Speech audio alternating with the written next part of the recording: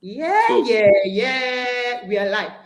Good day, everyone. Good day, Yeah. sir. Good day, sir. And today you're welcome to the Sexual Blood family. And today we are having a special, interesting section, a special topic. And so sorry, Mr. Sexual at the Sexual Foundation's Physical Hub, but we have a group of wonderful, talented, motivated youth here. Hello. Yes, good evening, sir. My name is Godwin John. My name is Hope Godwin.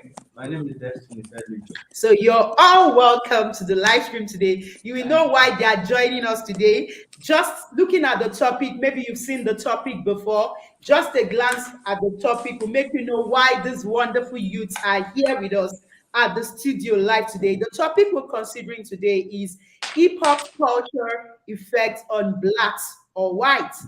Is it positive or is it negative? So that's what we're considering today. The hip hop, is it a culture? What's the effect of the hip hop culture on blacks or on whites?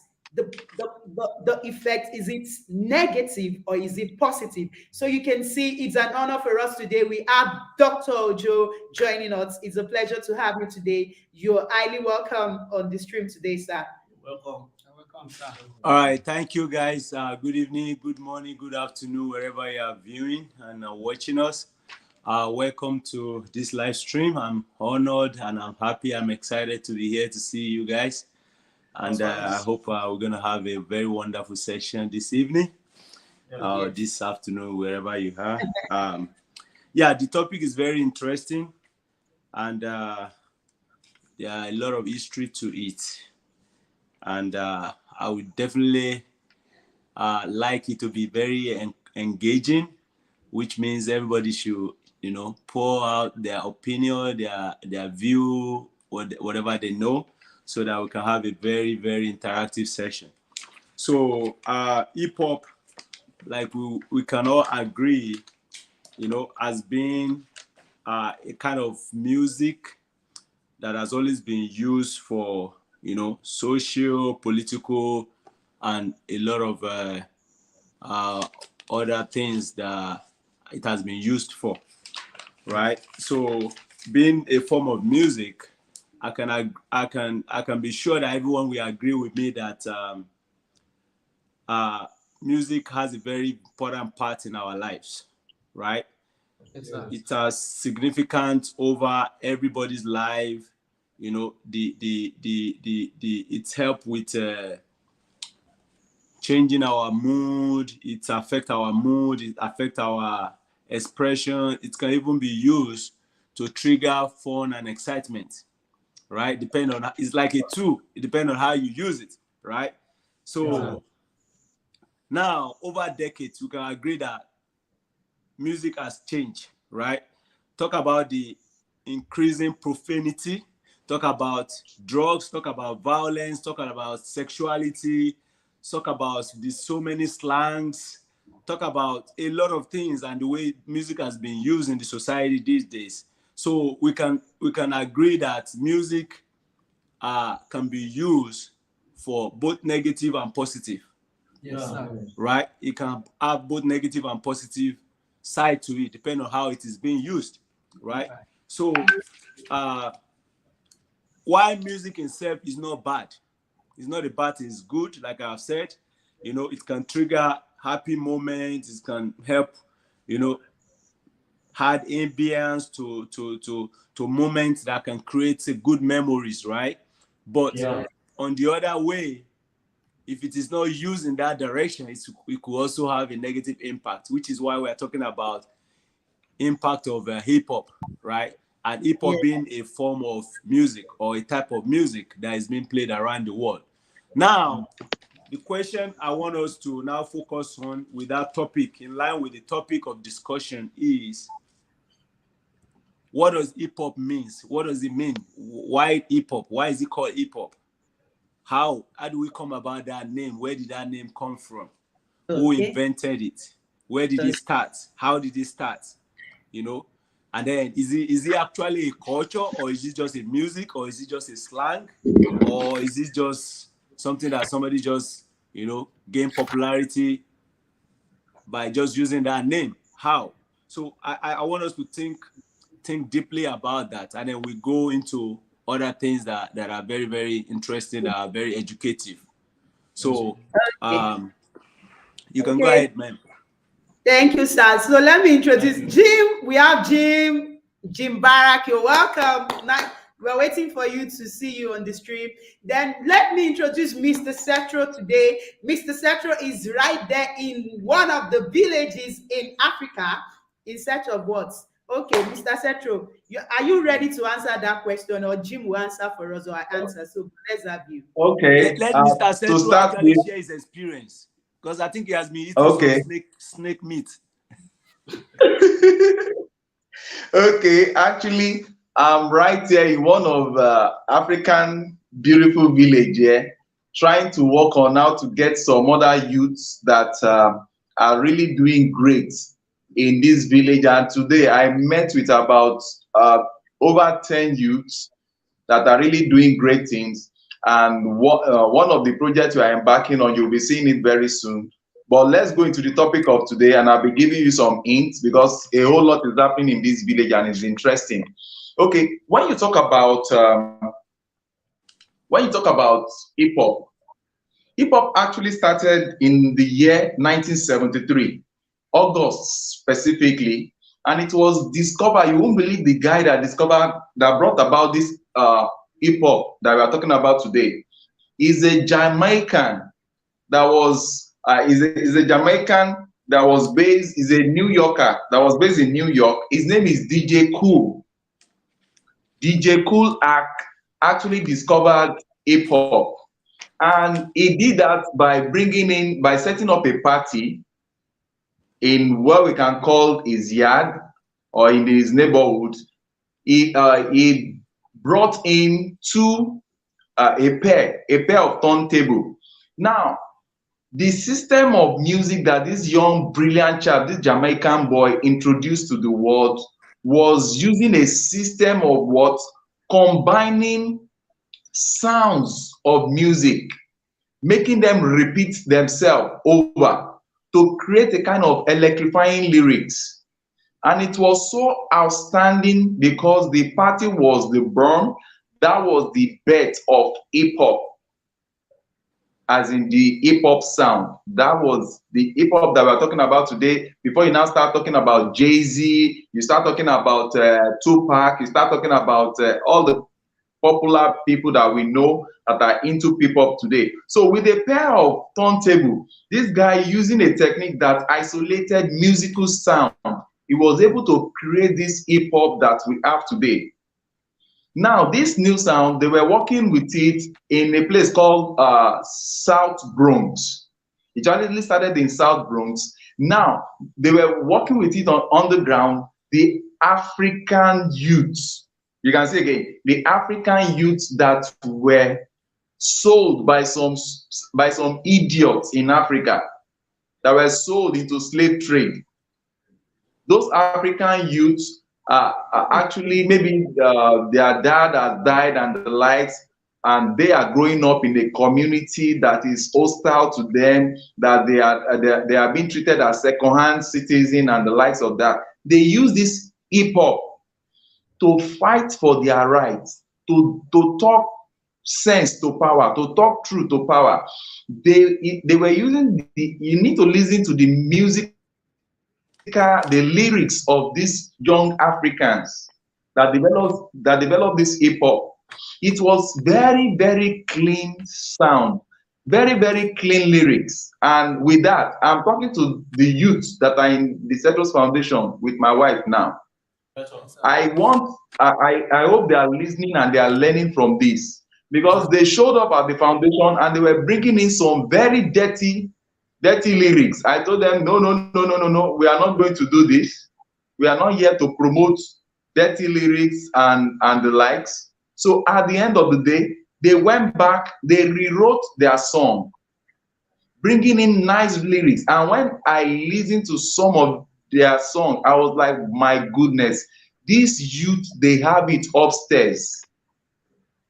So What are we talking about?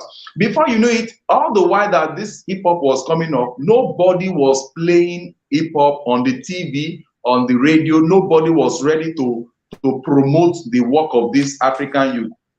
Hello, Yes, sir. Ife, I want you to share the link with Jim so that Jim can come in, because hip hop that we are talking about today, hip hop has gone beyond the level of just black Americans. It has gone to even the whites. White kids are in love with hip hop, and you'll be surprised that in 1979, a group from a suburban New Jersey released the first hip hop song that was called "Rapper's Delight." That was the first hip hop song that was ever released as a record. It was called Rapper's Delight. And All it right. was done by this group that was called the Songan Hill Gang. The Songan Hill Gang. These guys were the first to start up. Then there was this particular one that even when I was listening to it, I was trying to memorize how they sang. I knew that song way back, and I never knew it was hip hop music as at that time. Now, this one was done by Grandmaster Flash. I want to tell you this. I want to try to sing the song now.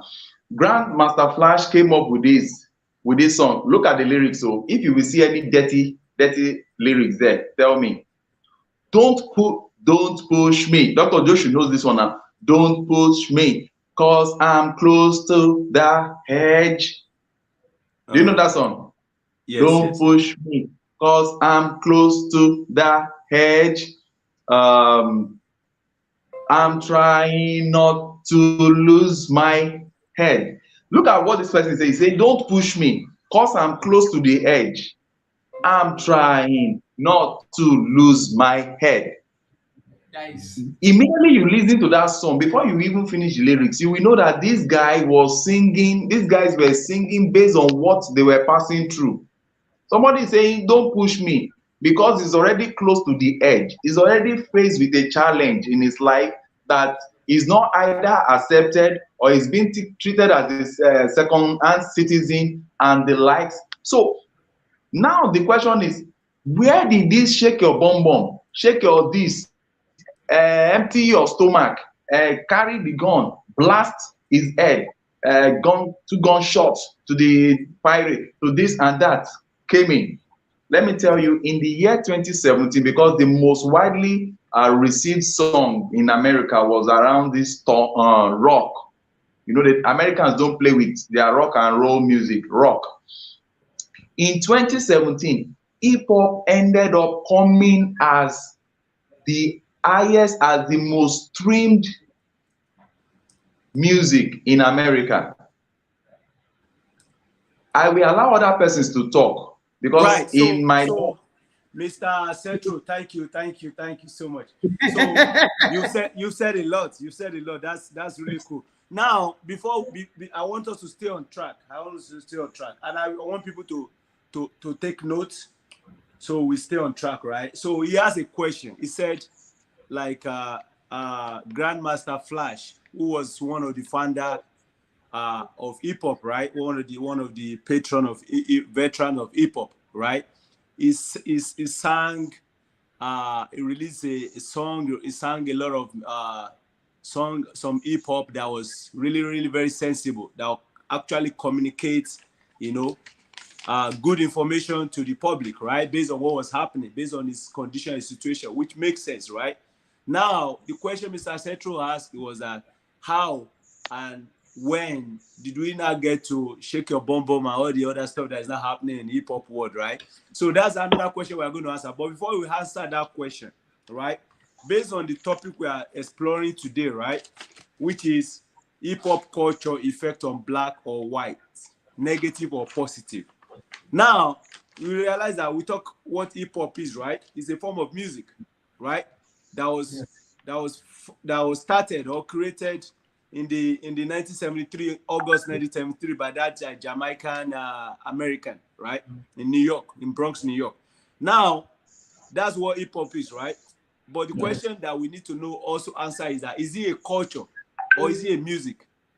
Why or why not? So before we answer that question, I want to tell us what culture means, right? There are so many definitions of culture depending on how you are looking at it, right? But one of the most important definition that I have here is that is an integrated pattern of human knowledge, belief, and behavior that depend on the capacity for learning and transmission of knowledge to succeeding generation.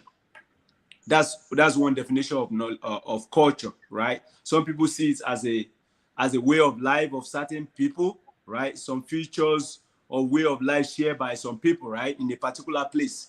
So now with that definition of culture, right, and the various definitions that we know about culture or that we understand about culture, is hip hop now a culture based on its origin, how it started, how it was given birth to, where it was given birth to, and how it has transpired over so many decades up to where it is right now. Is it now a culture? Does that now qualify to be a culture? Why is it a culture or why is it not a culture? So, Jim, you want to answer that question? Who is also there? Jim wants to come in, Oh, he's trying to come in. but the link is not.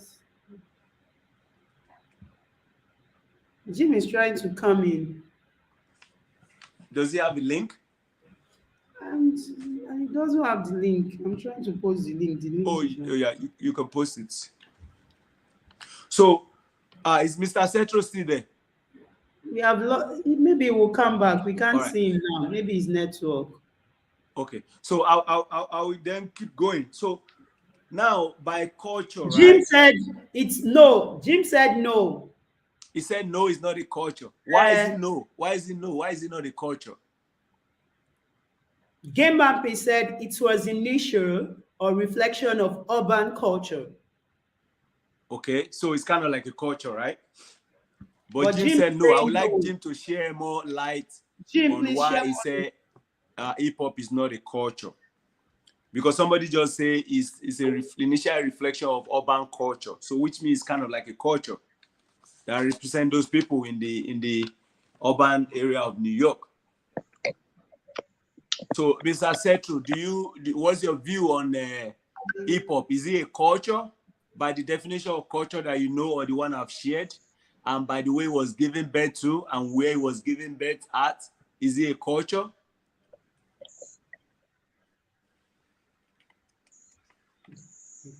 I didn't get your question well because I'm in a village and service is messing up. Can you repeat the question, sir? All right. So maybe men, you can also help us type some of these questions. So the question is that I gave definition of a culture, right, as an integrated pattern of human knowledge, belief, and behavior that depend upon the capacity for learning and transmission of knowledge to succeeding generation, right? So it's also defined as some future characteristics of way of life shared by certain people in a particular place. So that's the definition of culture that I have here, right?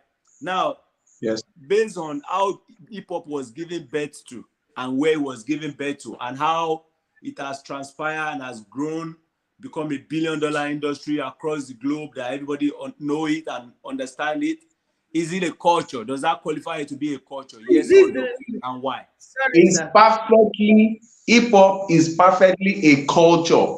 It's a culture that was embraced by these young Africans that were forcefully carried into a strange land, that were going through challenges and they needed a means of communicating their woes, Okay, my turn. their difficulties. My turn. Hello, All right, let's everybody. have Jim. Let's have Jim. Hello. Welcome, Jim. I am so sorry. I was clamoring in the chat room, but I didn't see the link. Let me just So talk you about got what we call it. 4 minutes to share your opinion. Thank you, sir. So that's plenty of time, by the way. Thank you. Let's start off. let's start off with the transition. Let's talk about what glamorized hip hop. I think that hip hop has its own culture because the youth that were designed, I mean, making that music were of what race? They weren't white. I can tell you that much. The glamour part came over when maybe like a guy named Vanilla Ice and these guys got these large contracts and were promoted to gather in these. I've got a word here I wrote down: desperate white youth that have a lack of morals. And I think that's what the captioning of my statement is, because marketing, and I know Dr. Ojo is going to go there. I really don't even need to say much more about it, but they had to capture the larger audience. There was a whole section of because I have raised 5 kids, and let me tell you, a few of them love hip hop, and they still do, and it is a huge market. And I'm going to talk about the transition part also now on a different topic, and this is what Deo was saying. Deo was saying about the shake the bum bum thing.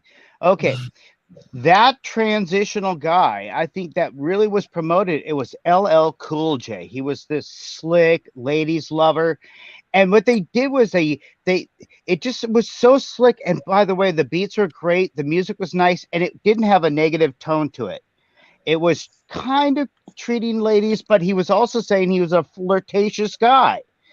It wasn't there wasn't like a demeaning like what we see now, where the words are very negative, and calling people things that shouldn't be said. You know what I'm saying? But thanks again for allowing me to come in and comment. And I think I should stop right there because I think Dr. Ojo would take this a little further than I All could. right. So your opinion is that it's not a culture. No, I didn't say that. No, I said it is a culture. Okay. So that Yeah. means unanimously we agree it's a culture. So yeah, I agree it's a culture, and the reason why I agree with you all guys is that it's a culture is because uh it's human being, right? Two things that we cannot do or we cannot live without are culture and communication. Whereas we communicate through writing, through art, through music, right? Through words, right? We also communicate through culture,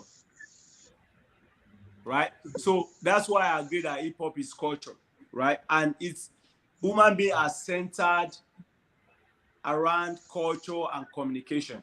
And because hip hop has been used and is currently being used to express people's personal opinion, their situation, their experience, their hardship, their identity over the many years. Even when it was given birth to, the original intent was that hip hop was used at that time to give narratives of what was actually happening to those people, those African American, those blacks. Some of them are Jamaicans in New York, in Bronx, to express what was going on in their community, to express what was going on in their family, on the streets, things that they see on day-to-day basis, right? That was the intent. That was the original intent, and that was what the hip hop was used to communicate, to share with other people. So that's communication right there. And for the fact that they have been able to pass that knowledge, that idea, that technology, that culture from generation to generation up to how many decades now, we can also qualify it to be a culture. So it falls under that. And some other people even see it as a kind of human civilization for that group of people, and those that have embraced it. Right? From my research, some even uh, uh, link it to the fact that every human being, we are kind of like hip hop in nature, because if we look into the core element of hip hop, right, from my research, right, I find out there is hip hop declaration of peace that was published when Kofi Annan was secretary of the UN. There's some of these hip hop rapper and their you know veterans and everything that are kind of like make a declaration of peace and have it published and have it accepted by the UN. And then it came up with a lot of elements, core elements of hip hop, right? So based on those elements, right, which I'm going to go over in a nutshell in a few minutes time, right? We can also say that hip hop has to do with human beings. It's part of human being. It's part of every human being, not just white or black. It's part of us. When we read through those elements, we understand why it is like that and why we can agree or disagree with that. So now, the question I would now want us to answer next is this: if hip hop, we have agreed that is a culture, and we have agreed that its original intention was for good and was used for good, right? We have people like Grandmaster Flash, right, that communicates his idea, his things that are going on in his community, things that is happening around him, to the public through hip hop. We have people like even Run DM. Nelly. We have even people like Nelly Yes. that Yes. said that was able to use hip hop to condemn the use of hard drugs, cocaine, and the rest of Yes. it. Yes. We have a Yes. lot of people Nice. like that, right? So now, how and why did we get to the abuse of hip hop and the stigma that has been placed on hip hop, if the original Okay. intention was not for evil and was not for bad? How and why and when? Go ahead, Mr. Setro.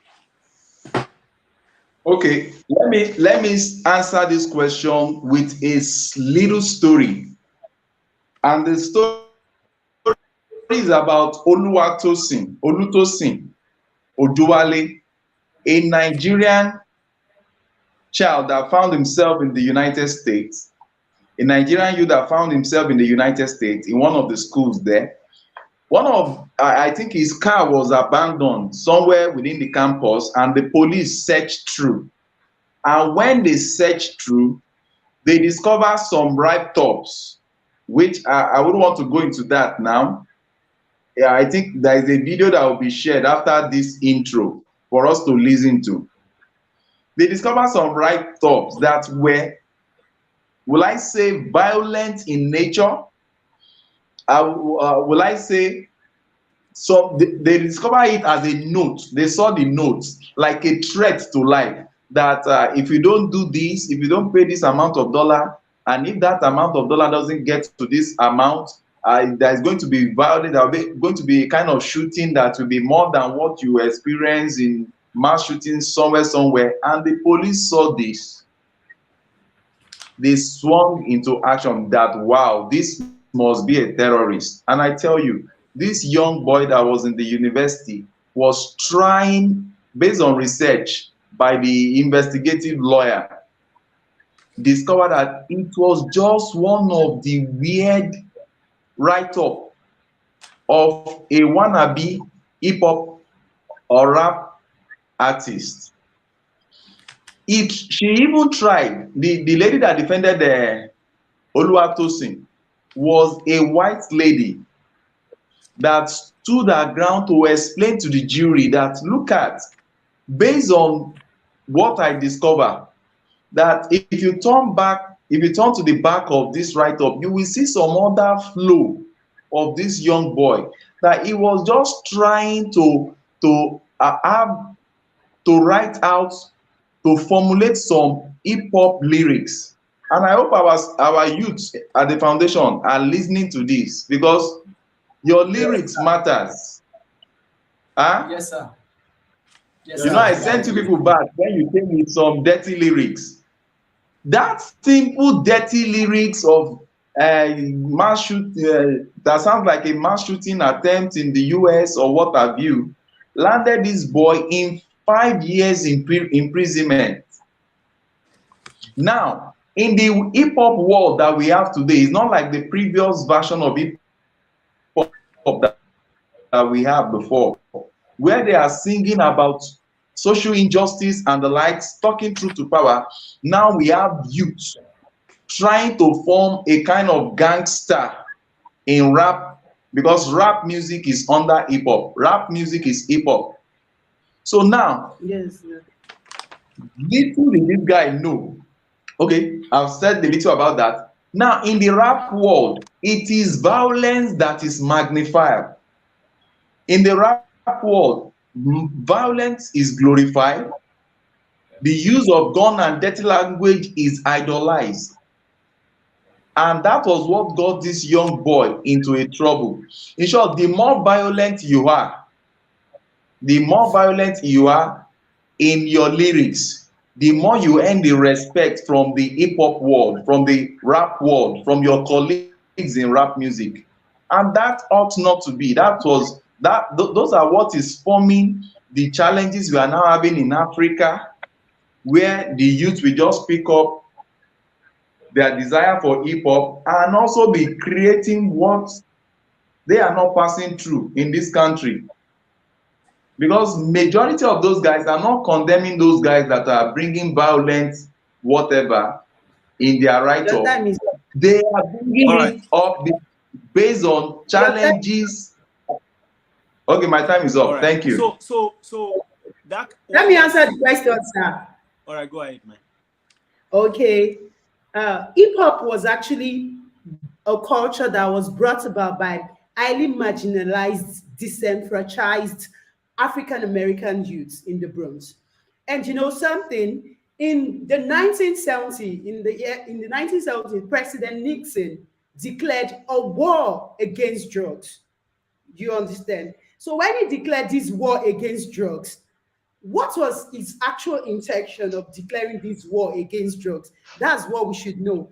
In Oh the yeah. end, you will come to know that one of his aides actually came out to confess that President Nixon, after the war, when he came into power, he saw that the major threats they had were the hippies and the blacks.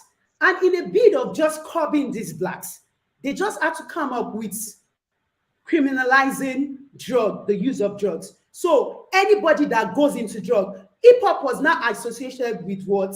Criminality. So, and they stigmatize these youths.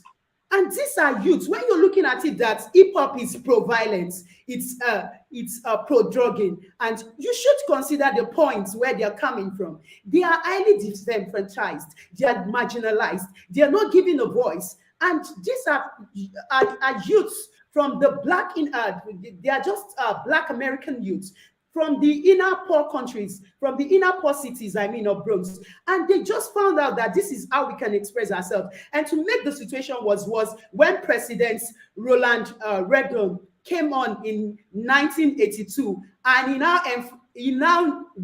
he made sure that he enforced that, what is it called? That's war on drug. And his wife said, just say no. Jim, I hope you know that slogan of 1982 by the wife of Yeah, just say Mrs. no. Reagan. Yeah. The He never said that. ending war. The never ending war. Oh, it goes on, but So yeah, go sorry, ahead, sir. finish it. Jim, Yeah, go ahead, please, sorry, finish. let me just my own. So this war was aimed at these young hip hop stars, and about like a quarter of every non-college black Africans, just like a quarter of them was imprisoned. If you know about Lacrimore, as in this guy grew up, he was born in 1970. He's an American Rapids, as in African American Rapids. He was born then and he lost his father to this. He grew up, he said, and I want to quote him, he said that hip hop was the language of a generation of men without fathers. And so finding their role models in drug dealers, game stars, they were just trying to express their masculinity, and they never had fathers as role models. So they looked up to drug dealers, they looked up to gang members as their role model because they were left without fathers. This this war against drug made sure that their fathers, they were taken to prison. Most of them were killed. He said to his face, His father was killed, everybody around him. And let me tell you what Dr. Ojo is asking. When hip hop started, hip hop was actually anti-drug and it was anti-violence. That's we have seen in all their messages. We see the Public Enemy. We have seen what's let me finish my own now. Let me be true, Mr. Setru. So please, sir, you tell me how many minutes I have left. But we saw that when it was in its own community, when hip hop was in its community, that's the inner city African American youth, when it was just there, it was positive and it was anti-drugs, it was anti-violence. But when it spread to its suburbs and it went to other countries, other suburbs, it became what? Pro-violence. It became All right. pro-drug dealing and all the likes. All right, man. Hello, So, 1 minute, Mr. Setro. So, from what we have agreed on, what seems to be the element of truth that we can establish is that hip hop was anti-violent, anti-drug, anti every bad thing that it has been stigmatized with right now, right? Originally, pro-African. It was pro-African. Yeah, and it has always pro-diaspora. been used to guide both social and political perception. It has always been an instrument and a tool that the people have used to communicate their situation, their hardship, their position, what is going on around them.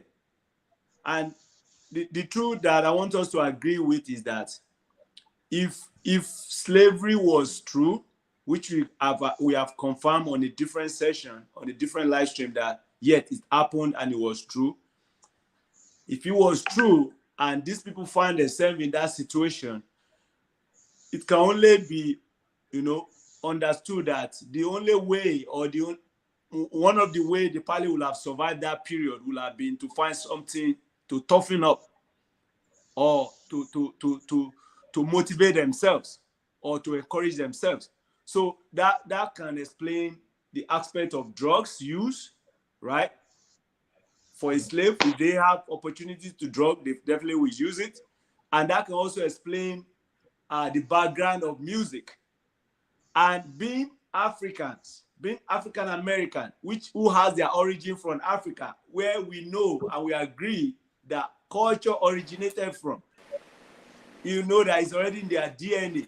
We can agree that it's already in their DNA. The culture, the music, and everything that we are talking about now was already in their DNA as far as hip hop music is concerned, because they are from Africa, they are African American.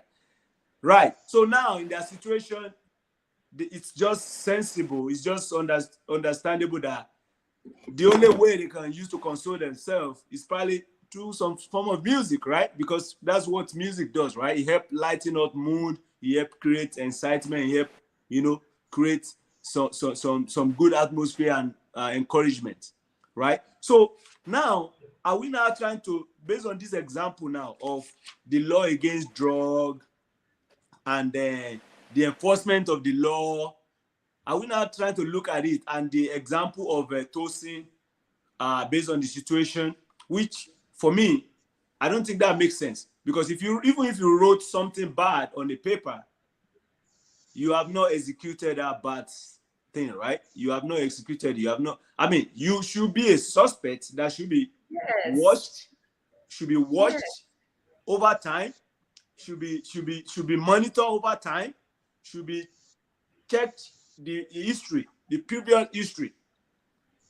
Before then, I think it's to the extreme that the action and the judge and the verdict against him, I think it was too extreme, because he has not even no record, no evidence of any evil or any bad acts in the past or in the present. Only what he wrote, and they couldn't even defend it. So it kind of looked like it was a target. It was a targeted action against that group of people. Yes. Not just because of their music, not just because of what they communicated with the music, but just because of what was already going on, which link up to the slavery and the people that now these people are trying to get liberation and trying to get freedom and trying to get some form of liberty for themselves out of nowhere. So it kind of looked like it was a targeted act. What do you guys think about that? Go ahead, Mr. Setro. Okay, let me quickly state this clearly. The origin of the influx of drugs into hip hop music was in 1983 Yes. when the CIA was trying to give aids to Central and Southern America. Are you with me? Yes. Yes. The CIA was trying to give aid to Central and Southern America, but this aid that was given to Southern and Central America, do you know what they were using the aids for? This guy collected the aids and were using it to ship in drugs back into America. And prior to this period, America recorded about 21% unemployment rate, which was so profound among the blacks. You see that now? So these black youth, they were jobless, they had no father, they had no means of livelihood, and how do they want to exist? With the influx of drugs coming in from Southern and Central America back into America, these guys were at the receiving end. It was like saying there was an oil boom, but don't sell oil. When there was no opportunity for them to survive, they couldn't get jobs. 21% rate of unemployment rate is abysmal. So that made these youths to see sale of drugs as an opportunity out of the hood so that they can also fulfill their American dreams. It was from that 1983 that these youths that were singing against drugs, but because the economic reality is now that they don't have good source of livelihood, they had to what? Involve themselves in what? Either selling these drugs to make money to survive, and in the process they started getting addicted to these same drugs that they were selling to others. That was how the problem started in America. All right. And now, based on what we were mentioning before, see, this war on rap stars and what have you started as a double-edged war. It was not the same way. That's why this topic was coined in such a way to say, okay, let's compare between the white and the black. There was this lady that was saying that imagine if Oluwatosin was a white kid. Right. And that's where I'm about what would have happened is that he wouldn't have been thrown into 5 years imprisonment. They would have said something. Oh, it's just a youth that has lost his mind that needs to be corrected. They can send him to somewhere where they will give him guidance and counseling. Right. Imagine if they now found gun on a white guy with these lyrics. They will say, oh, is just somebody that is walking the path of destruction. He needs to be spoken to, he needs to be corrected and the likes. But when the same thing is found with a black youth, how do they take it? Oh, he must definitely be a thug. The world can crash land without putting him in prison. So those are the double standard we have across the globe. So, thank you, Mr. Setro. Thank you, Mr. Setro. So just like what I said, right? It kind of looked like it was a targeted act from the way everything went, from what we are hearing and what we have read and what we have known, right? And how hip-hop, we're supposed to be labeled a great invention, like Amazon, like Afrobeat, like country, like Facebook and the likes of it, right? Instead of that, it was actually stigmatized as with evil, with drug, with African American that are into evil things and bad things and drug and killer and stuff like that, right? So it kind of seems to be like a targeted act, right? And like you have said, hardship, 21%, 21% unemployment. That's a lot. Yeah. And you know how youth are. We all been youths before. We know how volatile our heart is. We know how curious we are. We know how energetic. You know how unstoppable we are, right? So 21%. I don't know what that population would be in hundreds of thousands or maybe close to a million of youth and young adults on the street with high unemployment rate, with no food, no father, no parent, no guidance. Parents were the only history and story they had was that they were enslaved. Their parents and grandparents and great were enslaved by these people. So we can imagine the kind of what things that are running through their mind, how they probably want to break that chain, how they probably want to make money as quick as possible to empower themselves so they won't have to go through the same chain of slavery that their parents or their ancestors went through. We can imagine that. And with their music, which they are using to communicate what is going on every day within them, around them, both with the government, good and bad, right? They had good intention. They were just saying everything as it is, raw, right? And that reminds me of what what's her name? What's her name said? Um, she talked about this issue of slavery that when she got across a portrait, when she got across of a portrait, she had to buy that portrait for very expensive price and still has it in her house till today. And every time she look at that portrait of slavery period, she weep and cry. But she need to have it every day in her house to see it and cry, because that reminds her of who she is and where she's coming from. Because if you don't know where you're coming from, it's very, very possible that you might not even get to where you think you want to go. But when you know where you're coming from, that's what's her name again? I'll remember. I'll tell us once I remember. So that tells us a lot of stuff, that these people, the story and everything around them, it can only influence them to go into drugs. And that. Now, my question now is this. I know Africans, right? I'm African. I'm from Nigeria. I'm in Nigeria, America, right? And I've met a lot of African Americans since I've been in America, right? I know that African, as our nature, as our culture, we want everything big. We want it big. If you want to buy a car, you want to buy the biggest car, the most expensive. You want to eat big food, like big plate of food. Even African, we even want to sponsor like the whole team. Like if you are a team of 10 or 20, one person can say, okay, I'm just going to pay for all your food, very expensive. Not because he has that money, but because, we just want it big. That's kind of the nature. It's part of our DNA, right? So I can imagine them doing that drug and doing it big, because we do everything big, right? The hip hop, it has to be big too, right? That's why it probably went through the whole world. Because imagine no technology, no Facebook, no YouTube, no LinkedIn, no Instagram, right? No Twitter, right?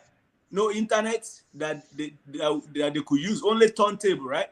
And they were able to make it going, even with all the war against them, they couldn't stop them. So that's kind of like another level of genius, right?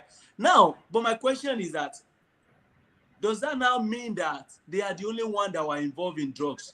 The white didn't do drugs during that time and even up to now? Because it looked, from my own opinion, it's just my own opinion right now, it kind of looked like it was a targeted act against certain group of people. And I think I'm wrong. I think somebody needs to correct me. Because I don't know if maybe the white doesn't do drugs. Maybe they don't do it. Maybe it's just the black that did it that time and they just have Can to be I jump punished. in? Can I jump in? Can I Yes, jump go in? ahead, sir. Okay. Yes, So Jim. so please just let me speak.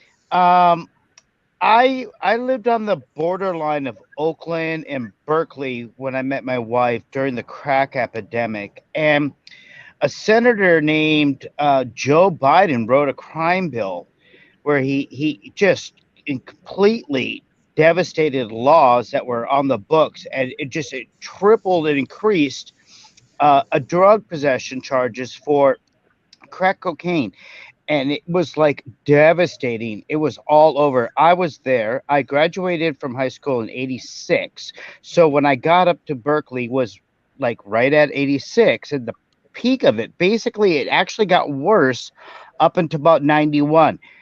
But I'm saying is that this is something that everybody knows that I lost track. Okay, I'm going back to my notes. Sorry. Joe Biden is now the president, correct? Right. Correct. Now, Yes. let's just think Yes. about this. This is interesting because, when Dr. Ojo started this segment, he asked us to answer the question of stigma. So I want to start off with there's a long history of stigma, especially when it comes to jazz and history of black music here in the United States. And these songs have been already represented, been they're songs of injustice, and one of your legend heroes, I was in Berkeley, got to see him. His name is Fela Kuti, and James Brown is a took his Afrocentric beats and utilized them, and that's what kind of inspired like people like Grandmaster Flash. It all came from Fela, and a lot of these stories, are written by Fela, and Fela is the king of injustice songs, and that's the stigma part that I think that you guys were talking about earlier. And I have one other note here. Salt and Pepper, this girl band, duo band, and also Queen Latifah. There's a contrast there.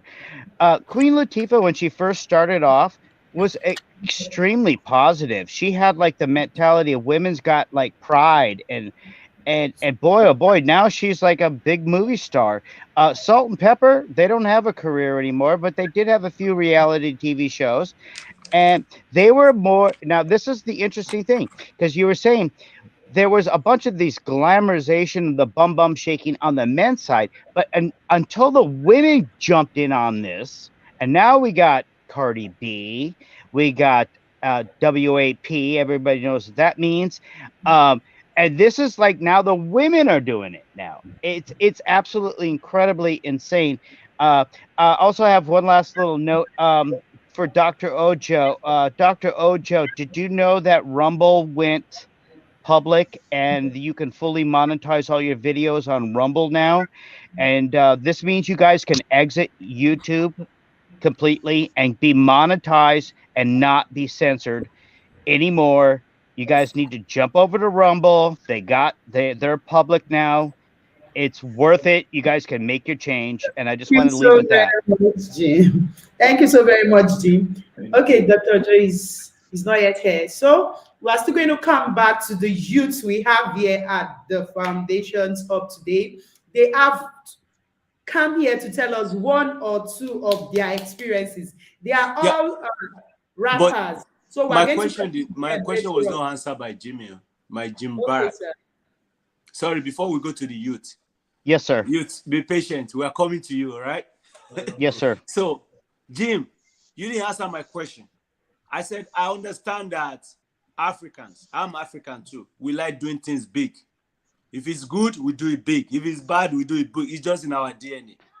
Right. And I gave an example. An African, even with Yeah. a $50,000 annual paycheck, right? He's going to go and buy Bentley that worth like 500,000, right? We do things big. But probably that's why they did the drug big too. But does that mean only the African American did drug or are doing drug even up to today? And even then, Oh, I skipped that. I'm so sorry. No, in fact, that's why I brought up Joe Biden. Thank you so much for bringing that up, because you see, it lowered the consequences if you're a white guy caught with powdered cocaine. But if you were a black guy with crack, it was a triple sentence. So yes, exactly. I know what you're saying now. Thank you. yeah, because so they've done it to me too. And that's why everywhere I am in the United States, every organization, including the military, I always put my foot down that I'm not going to accept nonsense. I'm not going to take any form of Oh, discrimination. and by the way, we know that the drug trade can't exist without these rich white cokeheads that are executives in all these companies and on the stock market. Hey, this is what they live off of this. I mean, not saying everybody. I'm not saying they continually use. Some people get off of it, but there is a common addiction that led to a privileged sense, and I think that's what you're going with, right? Right. Yeah. So that kind of make it look like it was a targeted act against those kind of people that have already been subjected to all kind of slavery and discrimination. Just a way not to just give them a voice, just to get rid of them, and they went through and suffered for it. And I think that's really really unfair. But I'm glad that they didn't give up, and they can't even give up because it's the reason why hip hop is not just hip hop and it's not just a music. It's a culture. It's a Yeah, civilization. but you got I gotta ask you one question then. Who controls the music industry that runs hip hop? Just be straight up. Do you know who it is?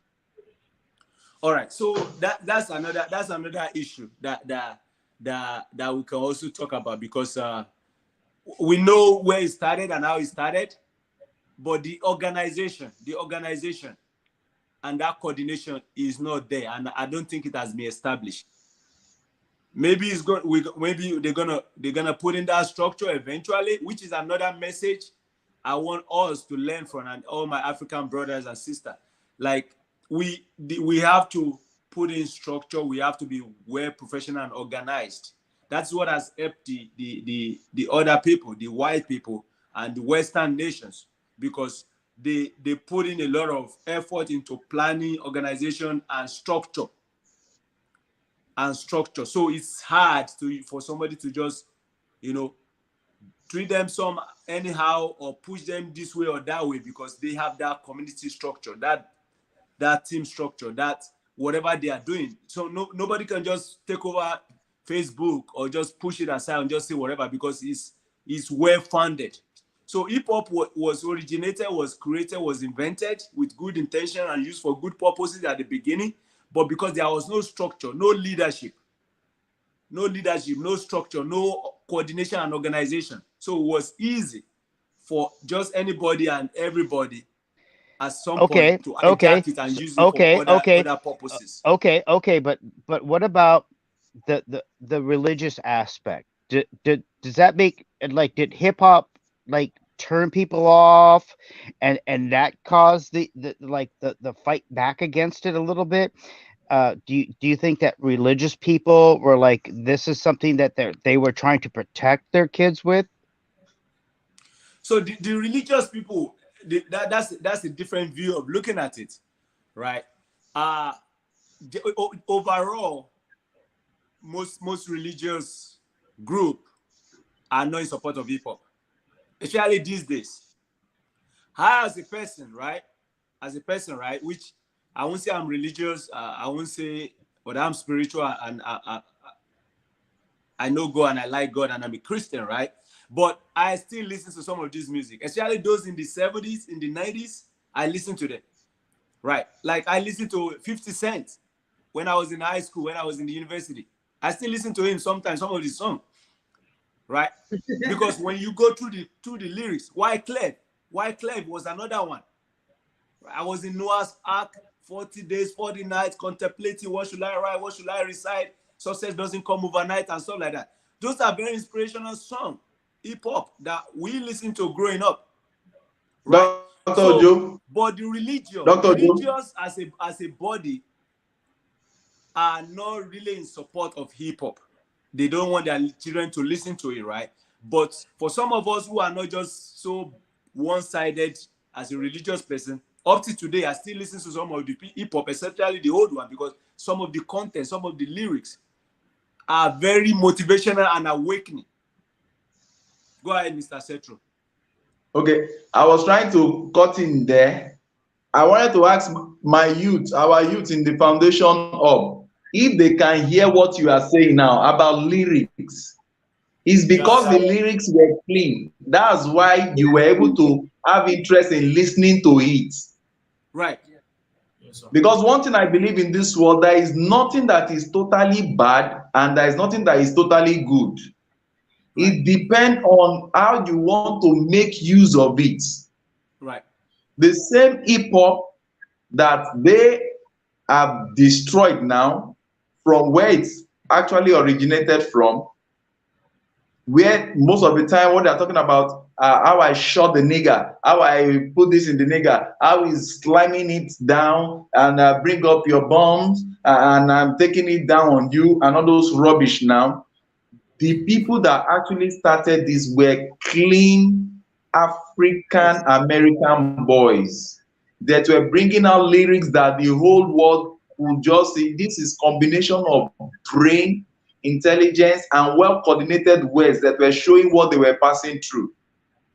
So me seeing some of our youths that are coming to the foundation studio to say, oh, we Yeah, want the foundation to yeah. support us in our And music, and and those they are now original youth, and I know hip hop guys, I know hip hop. Listen, those original youth, there was a guy named Q-Tip at the time.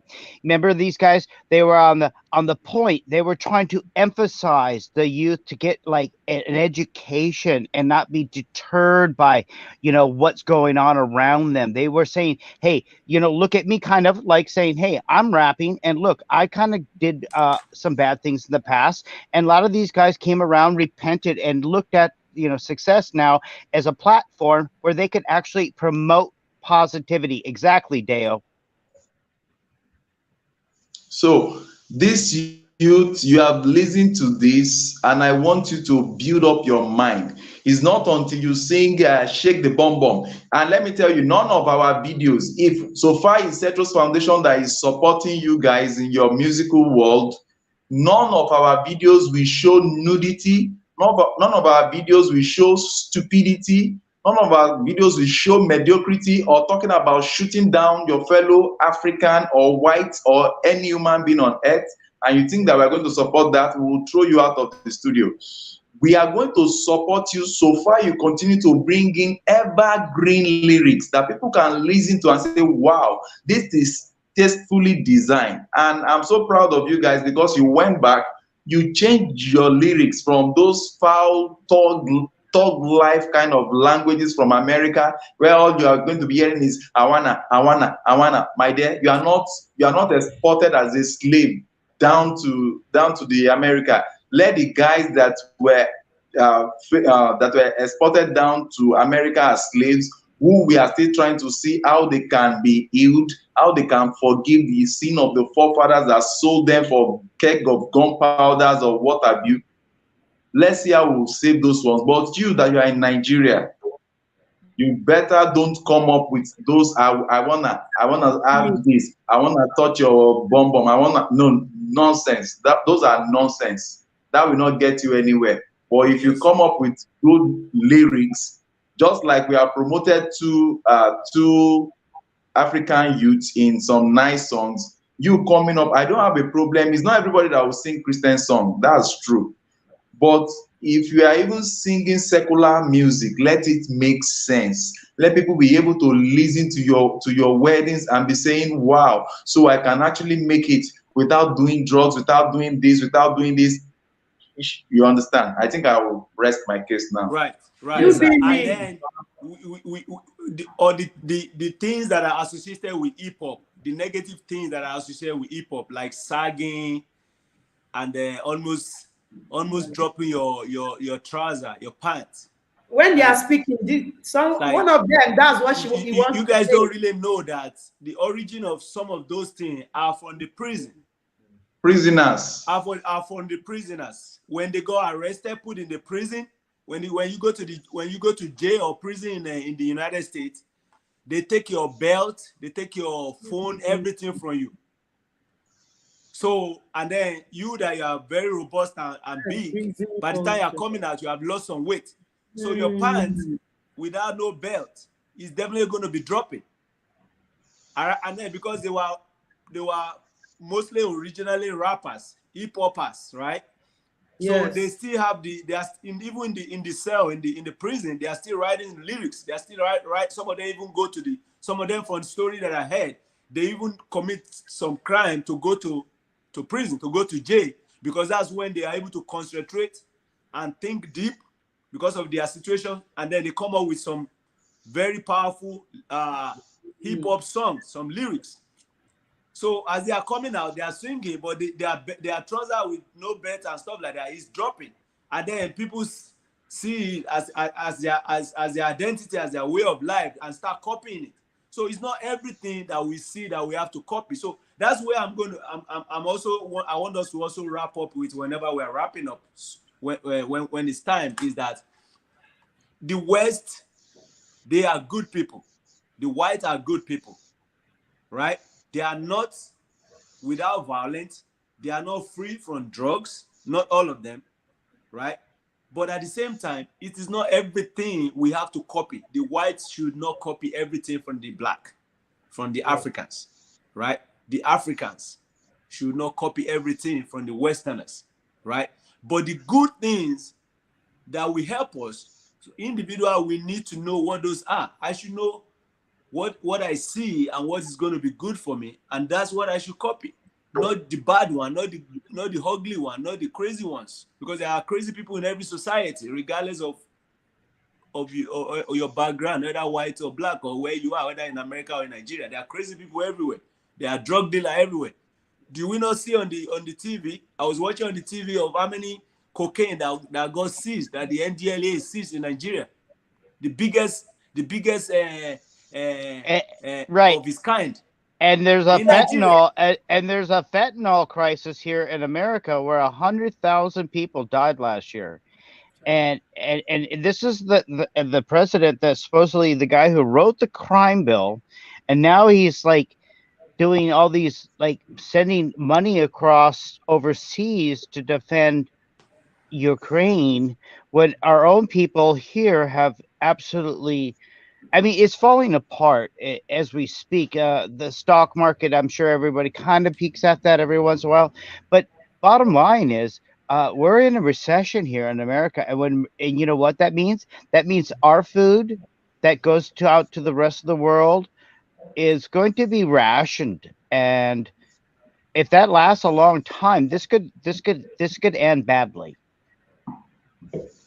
Right, right.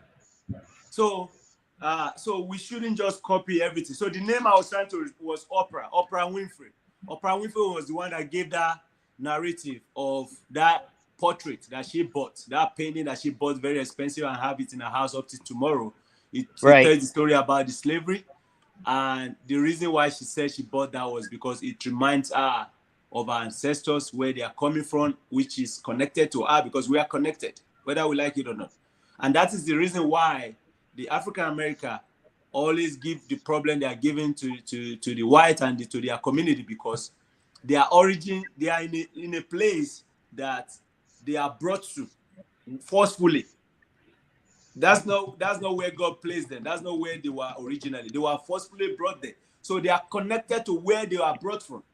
Even though it has been generation upon generation, they are still connected to their land. They are still connected to their ancestors. They are still connected to where they brought them from, because the cry and the blood of the people through which they are born in America, they are still crying.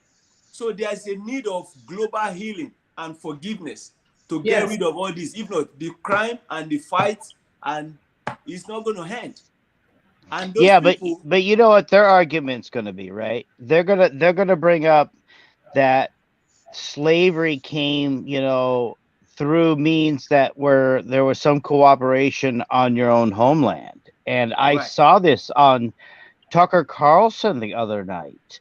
And that CNN had Don Lemon get interviewed, and he got what they call godsmacked by a lady that said, you know what, your own. Anyway, that led me down a little rabbit hole, and I was hoping that Dr. Ojo knows about the Moors. They actually were the people that was living for 800 years in which is now Spain and Portugal, and they tore down all of that, and that was yeah, not a white race.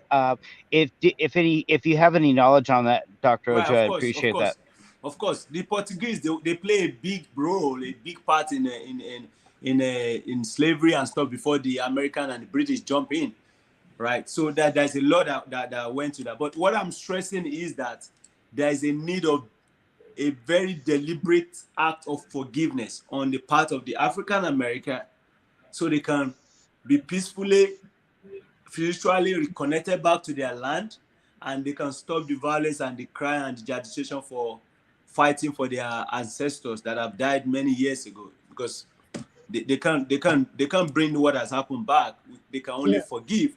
And on the part of the westerner too, they also individual, the white people also, and the Portuguese and all those people that were involved in the slavery too, also need to look inward, the generation that's present now, to see that if there's any trait or any act or any spirit of enslaving fellow human being, them to get rid of it, and also compensate the people that they've injured and hurt their ancestors for many years in the past. So that's what can bring peace. Yes. But on the part of the Africans currently, those that are Africans and free in Nigeria and Ghana and the rest of African countries that are free and are in their land enjoying their own peace and liberty, I am like using this platform to let them know that the reason why we're having this educative topic and discussion is that we should learn from history, and we should know the origin of things, and we should not just copy. We should not just go by what we see on the media. Evil acts, gangster, violent, drugs, they sell a lot. Sexuality, right? Right? Like the Malians, right? Using women naked, dancing, all kind of dance, right? They sell. Those sell a lot because it attracts audience, right? The reason for that, the reason why those sell is because when you look at all those music, right? For my findings, right? You realize that every hip hop, right, has average of 478 unique words. 478 unique words in every hip hop, and about 1900 words in every song. So imagine if I have 1900 words talking about Sex. bomb bomb and Sex, pussy yeah. and all those bad Yeah, slangs and all yeah, those Right. things. You are listening to that 24 hours right. every day. That you is gonna influence you. Oh, for You sure. It's you're like gonna act telling the a same lie. way. It's like telling a lie enough times. You You see what eventually I'm saying? they say you're gonna believe it. So Um, so that's re- why those people, that's why they sell, that's why they gain popularity and all of those.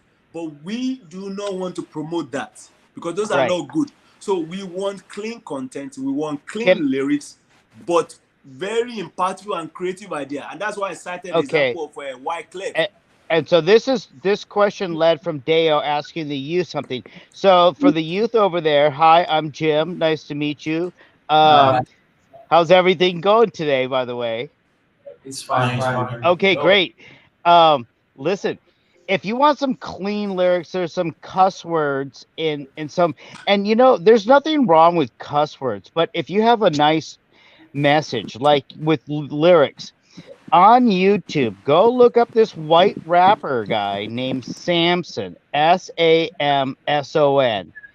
and look him up.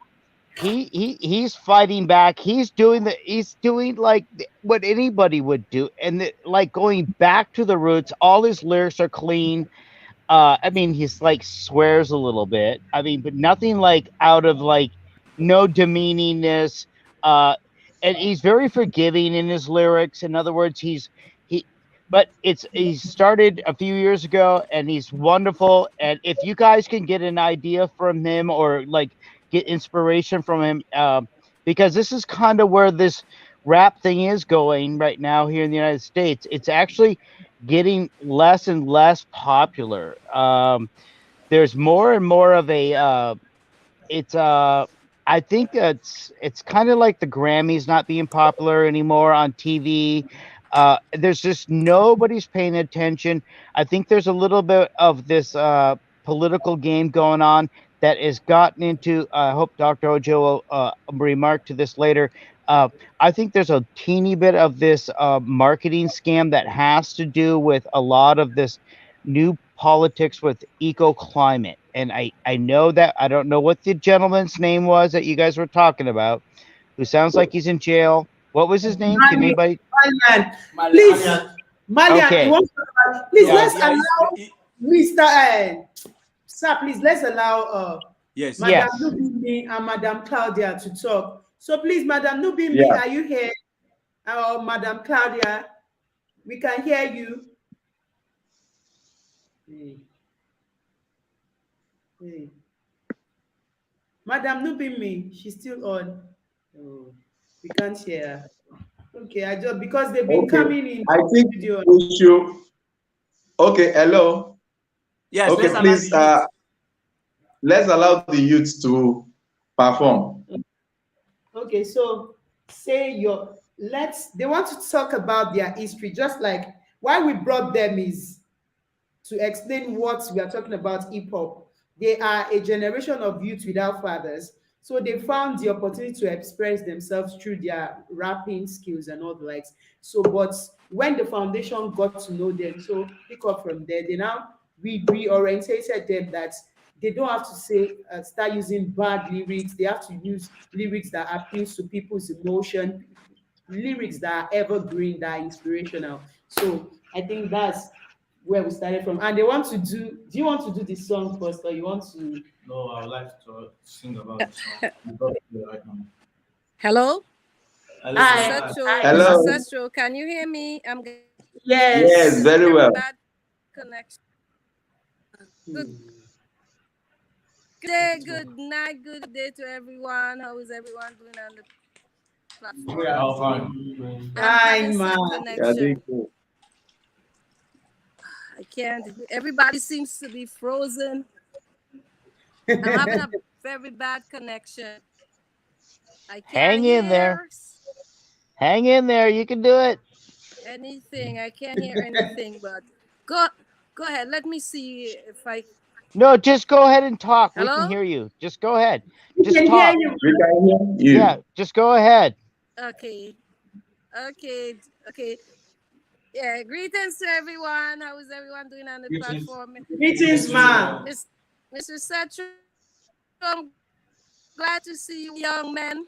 Do you? Thank Yes, you, I'm man. so happy Thank to you. see you with them, and I hope they'll grow to be okay. I hope you to Mrs. and Mr. Setro and you grow to be good leaders, good African leaders, because we need you.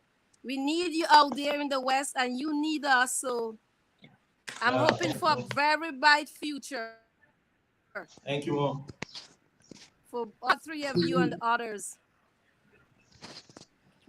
Yes. Can you hear me? Yes, Okay. yes. Continue. So scratchy. Very I well. can We are you. hardly hear anything. Okay. We can hear everything that you've said. We appreciate you. Okay. Let the youth present now. Oh, you're hearing me on your side, but I can't hear my side. Yeah, okay. So let's just I'm having issues with my communication, but that's Okay. Let the youth present now. Okay, present do your Okay. presentation. Here's how we are talking. We are talking about the topic here right now.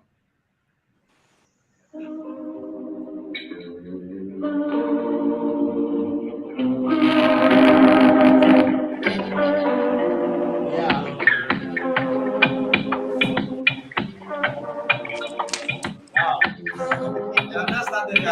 Let them come closer so that we can see their face. Why you wanna kill man, brother me?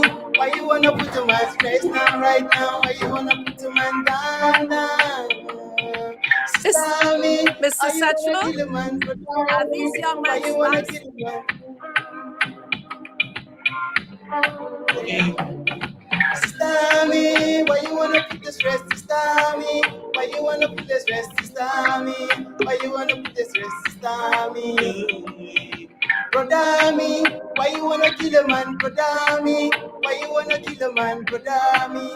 Why you wanna kill a man, brother me? Okay. This life is like a ball, we have to rule right. We have to work hard to get what we want. Whatever you want, you gonna pray for that. Everything is gonna come true. Just stand right and leave your hand in the chest. Everything is gonna work just the way you want it. Just wait and try to pray and everything is gonna be how it's gonna be. But the thing is not the problem. Is this whole life now. I'm talking about my life now. So many things I've been through, like I've suffered so left and right, and this is because of the culture we're saying about. That is how I'm gonna think of bad things. So the negativity is just all about pain. People pass so many train. That is why they want to do all sort of things they need to do. But the thing is that our blacks love copying what they don't know about. Dami, why you wanna kill a man, Dami? Why you wanna kill a stress, Dami? Why you wanna kill a man, Dami? Girls, you need to Oh, work hard. I just work for this life with stress. I wanna live in alone, lonely. I was 10 years, my mom died and leave me. No, no. Since I found Citrus Foundation, now make me stand in my station. Now I'm standing number one. Yeah, Calm down. okay. We thank the Central Foundation for bringing us forward, but the life is just so stumbling, like I'm losing my mind. I don't know what to do, but now they make me alright. Now you can see I'm shining up in a different color now. I thank God for His grace because it's the one on the throne. I pray to Him because He's one doing it well for me. My mama was the one who take care of me. No father, everything was so bad with me. I try all my best, is taking up with my school. I do everything just to make myself a great man. But the thing is that it also make me feel so sad that I wish to do bad. But I thank God that said to make my life feel good. Thank you. Very nice. All Very right. nice. So Very nice. we have to promote this song. We have to promote it. I'm telling you. Okay, Yeah, we have and to guess promote what? And guess what? The best way to promote it is going to get followers and members of the Cetros Foundation chat room, so we can all sit there and post this, and then we can share the links together. Let's all get to be members now. If I don't see you guys following me on the Cetros Foundation, you are in trouble. You hear me? Right. I All right. want All right. followers. I will never leave Citrus Foundation. It's my life. All right. So that's what we are talking about, right? When you pass your message through music, is real and authentic. Is real and authentic because it's your message, is your story, right? So that is very, very good. So for what you guys have done, I'm gonna give you $50. $50. $50.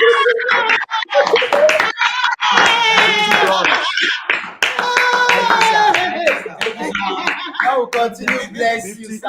$50. Yeah. I'm I'm Thank you I'm so I'm very I'm much. big. I'm very big with sponsorship and I like creativity and God bless you. hardworking youth. So you're gonna get $50. I will give it to the central Wow. and they give it to you in cash. Thank you so Wow. very much. So yeah, make sure you use that to add to whatever you need for your production. Your production. And that's just the beginning, all right? So we also gonna start deliberating how we can promote you guys too to give you guys a good starting. Like you guys are you're about to start. So I also want you guys or any other people, any other member of the foundation that are into music to start thinking about like this topic we are discussing about now. We can make a song out of it. Yeah. Yeah.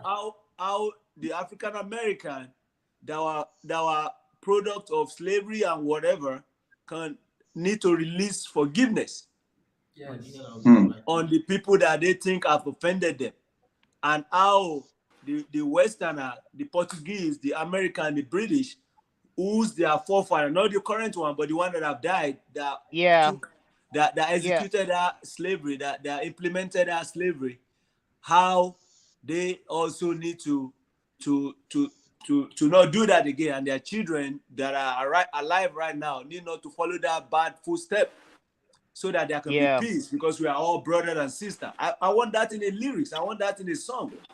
That would be a good hip hop that can go over the world. Instead of fighting on the street, instead of all this crazy like, oh, they kill our father and all of that, we need to be talking forgiveness on our own part, and also they also, letting us know that that's not going to happen again. Yeah, that's don't what forget, it and means. don't forget, you guys, you can use lyrics that are over past their copyright. And so you can see that on YouTube. And so that means you can go play with the tracks, and you can take creative ideas from that and then rearrange the words to fit kind of what you were thinking about. In other words, giving your own point of view. Like, so take advantage of all the copyright stuff. There's a big website on YouTube for it, by the way, where you can go find all the legal terms on it. But it's really important, though. By the way, I think YouTube is a great way to get started. But folks, monetization is being kind of censored, and I highly recommend it. If you guys at the Cetros Foundation just started Cetros Foundation Rumble, whatever you want to call it, and you go over there and start it, link up your GoFundMe right there, give out the details and everything else. Let's build off a different platform now. We've given YouTube a chance to let us back in the game. They haven't. We're not growing the way we need to be. We need to take a different avenue, because this is a baloney, okay? And I've never sworn on this show, but I could right there. But I'm going to leave it with that. Thank you. All right. Thank you, Mr. Okay. Thank you, Let, Mr. J. let me quickly state this. The youth at the foundation, Yes, sir. can you hear me very well? Yes, Yes, sir. sir. Too. Once I rework more on your lyrics, and while I'm still in this village trying to get some other youth, I want you to send me the lyrics of this song you just released this night. Send me the lyrics, let me go through them. By the time I'm back from this village, Just post we him are in the going to chat the room. studio. Just post him in the chat room Yeah, but you for don't want everybody. that to go out yet. No, I don't want the raw. I want it finished job before it will go to the Mr. chat room. Seto. Right. Yes, man. Oh, she's working. Let's all. Madam Claudia. And game and me. Right.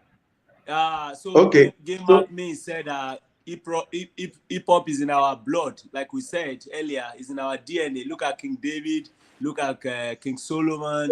Yes. So it's in the DNA. It's a culture, it's a way of life, it's a civilization, it's part of us. We can't But do without it.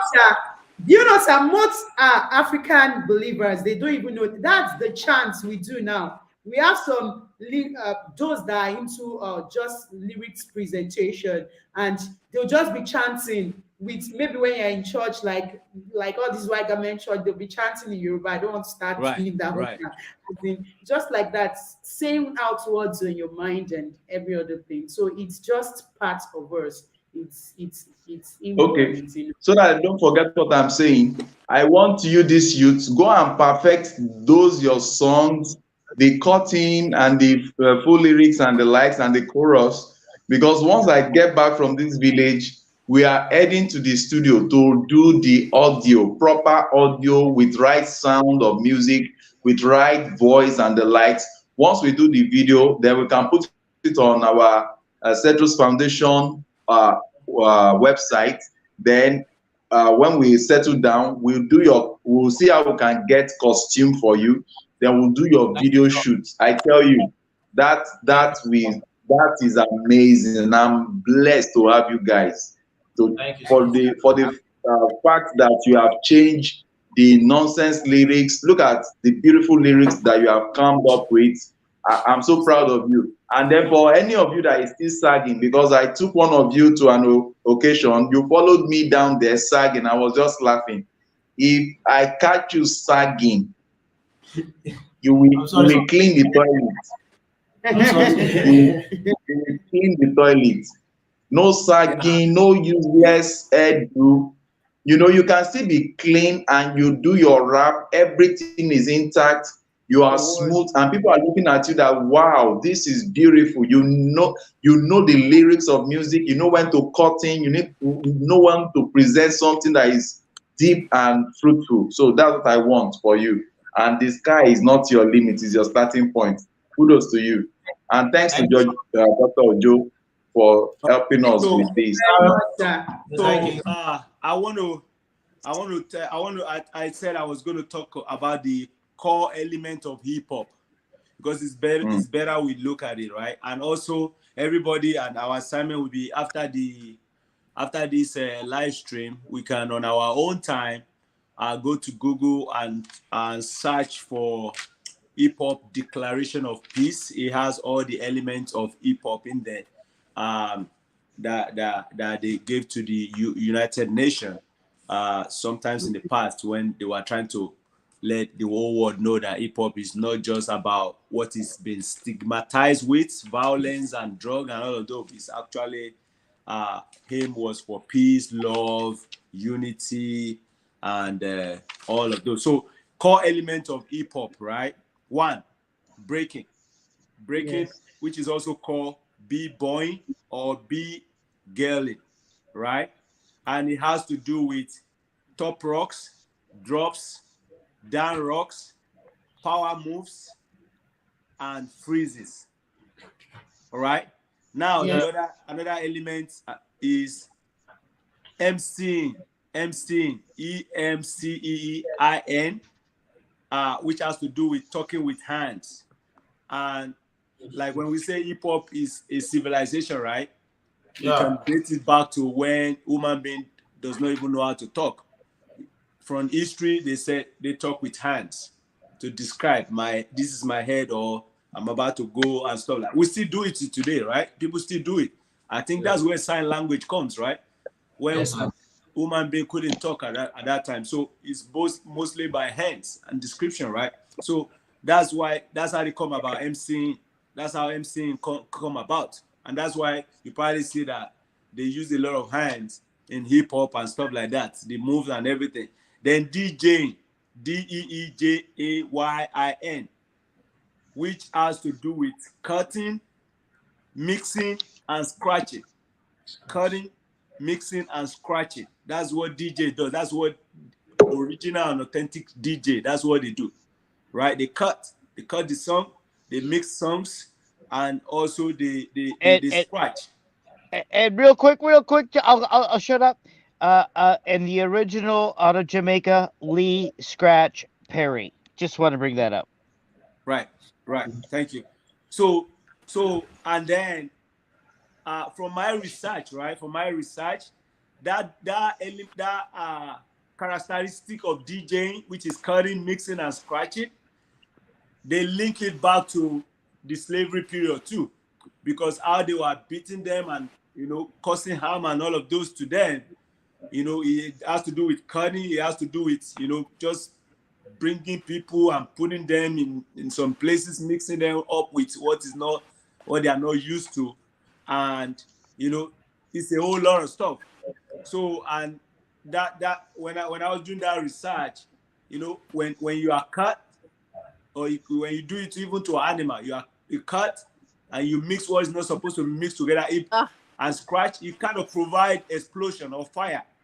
Yeah. So which is kind of what come out from the DJ when they're doing all of those. It brings some kind of production that make people, get high or get to another level.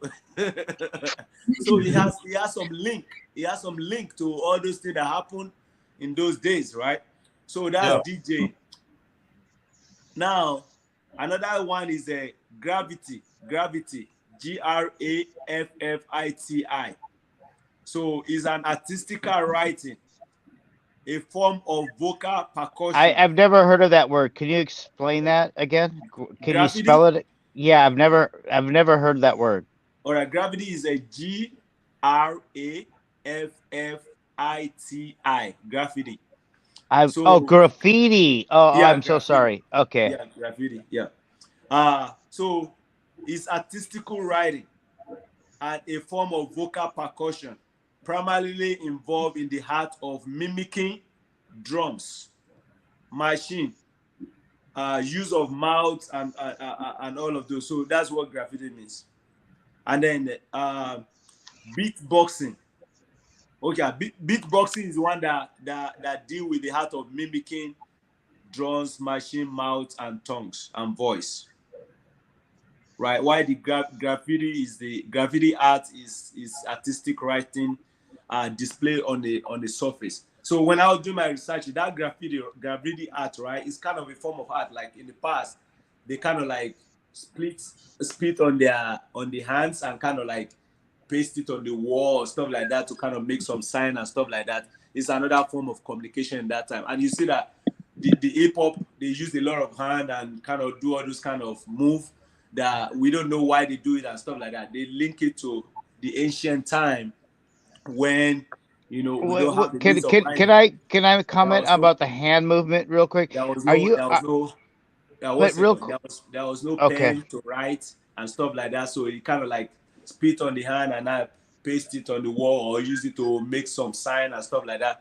It was a kind of communication. So that was the research I found out, that how they link hip hop to ancient world, and how it's linked to human being, that is part of every human being, regardless of white or black. That hip hop is part of our DNA, is part of our life. It's not just music, it's like a way of life, it's a civilization. Go ahead, Mr. Jim. Yeah, I was thinking about tribal drumming, and I remember, a lot of people that are around me at the time I was in Berkeley. We had drumming circles, and there was movements, hand movements, with people that were of origin, and I found that very fascinating about these hand movements. Right. I never really actually till now connected the dot. Thank you so much. I all I wanted to say was that I never realized that these motions, these hand motions, have they somehow been conveyed now with the rap scene grabbing certain areas of the body, or I mean, have you seen corruption to those hand motions? Right. So the origin, like we said, the original intent was communication, right? But over the years, it has been hijacked and been used for other things, right? So that's why we now see the grabbing of the hearts, of the butts, of all other parts of the body, of especially of females by male, and as a means of attracting the society and getting popularity, and some are using it for as a marketing strategy to gain popularity for the artist, for the rapper or for the artist, to make money. So, but original intention was for communication, or what they are trying to paint, the picture they are trying to paint by those rappers, by those hip hoppers, right? So that's that, right? Now the other element is beatboxing, which I already said is the art of mimicking, and we can see that we do that a lot. The rapper, they do that a lot. All those guys do that. They mimic drum, mimic machine, using mouth, lips, tongues, and voice to sound certain way, such that just like when you guys just give us a little presentation now, right? Yeah. If we go to the studio, we can make your voice sound like Angel. whiskey. Yes. Yes. And with the same lyrics that you have, we can make it sound like Beyonce, you know. So that's kind of beatboxing. I think that's kind of like that's kind of the technology that they that's where they probably got this technology from now, right? That they are using now. So and the other core element is street fashion, street language, street knowledge, and street entrepreneurialism. So those are the core elements of hip hop Yeah. that a lot of people don't know. So And a lot of rappers have their own labels now, which is a right, great thing. right, right. So yeah, those are things that you guys need to know, so that when you are doing your music, you have a foundational knowledge of how it started. If you are going to remain in hip hop and all of those, and even if it's Afrobeat, Afrobeat has its own origin too. Yeah. Right. Yes. We cannot talk Exactly. about Afrobeat without talking about Fela Kuti, Yes. right? Why a lot of people stigmatize him with smoking and India hemp, Yes. Yes. right? But not so Yes. many people pay attention to his lyrics. Those that understand his lyrics will still play his songs today, because he was preaching a lot of I message. saw him live. I got to see him live in Berkeley. Can you guys believe it? I got to see Fela Kuti live. Right. Yes.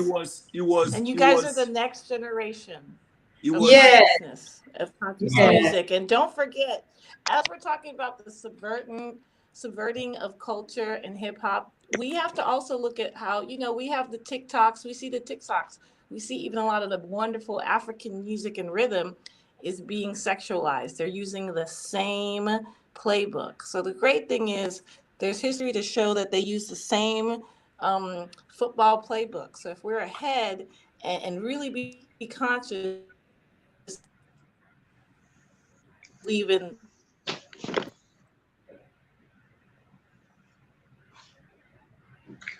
Yeah, you are breaking out. You are breaking out. We cannot hear you again. All right. Yeah. So Okay, while she's we've breaking out, I think I should just say, go ahead, Mr. Setro. okay, let me quickly state something here.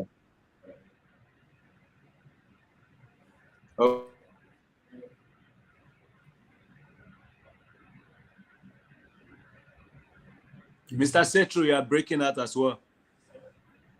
He's very cold. He looks frozen. Jim is in an African village.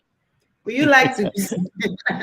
Okay, There he is. All right. I think I'm back. So go ahead. Okay, based on my Ha. what's it called, my experience in the village today, so many youths here, we've made amendments to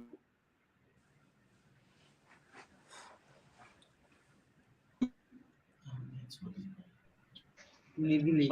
Oh, by the way, the You are answer breaking to out, the Mr. Setro. question, agree what to it, is the fact oh, there that he is. we Why are not? making, what we are making these youths to agree.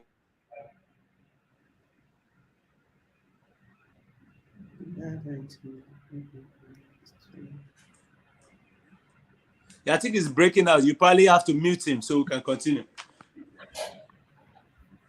All right. So, like I was saying, we cannot talk about Afrobeat without talking about Fela Kuti and why he's been stigmatized with drugs, right? Smoking and And drugs his and womanizing, womanizing. and his womanizing was considered bad. And when they killed a lot of people at the compound, a lot of people got sympathy for him. So I understand that. Right. So the wife was dropped down from, I think, 3-story building and was killed because of the large movement that she was leading. She was a very powerful uh, woman leader that would have liberated the entire Africa. But The she mother, was that was she, the she mother. that was the mother. She became a threat not just to the African politicians, but even to the Western people too, politicians too, that they had to plot that coup to kill her by dropping her from the third-story building. From my research and my findings, she was dropped down from the third-story building and died. So Yep. that is very inhuman. That's a very, very inhuman act, because regardless of the offense, regardless of the atrocity committed, you would think they will capture her, arrest her, and let her face the judge, go to court and get judged, right? But because the movement, there's an element of truth. There's a lot of liberation that was coming through our movement, and they are. So the only thing is to get rid of her, which has been the strategy of the wicked one, or the bad one, for over many generations, to kill and to destroy. That's devilish. So that need to stop. But what I'm saying is that uh, Kuti was stigmatized with drugs and womanizing, but not so many people pay attention to his songs, the Right. lyrics, the lyrics. I still listen to some of his songs till today Army because Arrangement. Army because Arrangement is the greatest song of all time. I mean, right, everybody needs to listen to the Army Arrangement. right, I mean, it's absolutely phenomenal if you listen to the lyrics. And listen, folks, I'm right, the hugest Fela fan. right. Hugest. I mean, if you can find a bigger Fela fan other than me, you know what? I'll give you $1. Maybe his son, Shem Kuti, is the biggest one because he's also leading some other movement too. So what am I trying to point out is that, like for him, for Kuti, if the country Nigeria has listened to his song and I've take heed to some of the warning and some of the stuff he was saying, they probably wouldn't be in the mess they are right now. But everybody just take it for fun and Yes. just laugh and just have pleasure and just stigmatize him with drugs and humanization. They are not listening to the lyrics. They are not taking action based on the warning. Right? So music is also used to communicate warning. It's also used to communicate stories. It's also used to communicate what's happening in the society. Right? Yes, sir. And things that the common people, the civilian, the poor need to pay attention to. But a lot of time we just dance to the music, we dance to the sound without paying attention to the words. So you artists also need to do a good job with communicating to people that not just to listen to the song, not just to dance to the lyrics, not just to watch the beautiful ladies shaking their bum bum in the music, but also to pay attention to the content and take action based on the message. Right, and Especially inspire. when you have a good message. Right, inspire and to create a desire. So when you create your music, you're trying to inspire somebody to desire what you're talking about in the message.